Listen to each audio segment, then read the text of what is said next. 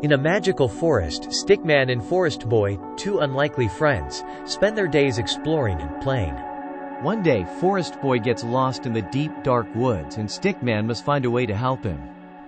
As Stickman searches for Forest Boy, he stumbles upon a mysterious, enchanted creature who warns him that only those who possess true determination can navigate the treacherous forest.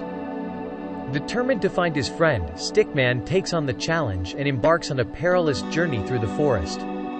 Just as Stickman is about to lose hope, he discovers a hidden path that leads him to Forest Boy, who is scared but unharmed. The enchanted creature reveals that Stickman's unwavering determination has broken a centuries-old spell on the forest, freeing it from darkness.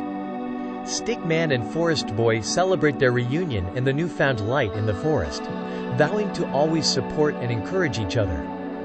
As they walk hand in hand through the now vibrant forest, Stickman whispers to Forest Boy, "Remember, no matter how difficult things may seem, always stay determined.